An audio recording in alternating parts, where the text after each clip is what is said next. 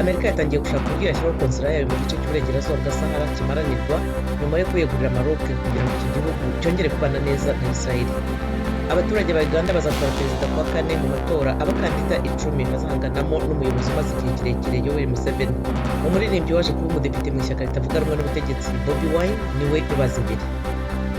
Muri Cote d'Ivoire, Abdallah Mabri Touakes yagiye ahagaragara nyuma yo kutaboneka mu ruhame amezi abiri. Bamwe mu bayobozi batavuga rumwe n'ubutegetsi bakurwagaho iperereza nyuma yo kwamagana itora rya perezida Alassane Ouattara. Muri Afurika y'Epfo ho hongeye kuboneka inkubiri y'ubwandu bwa virusi ya corona.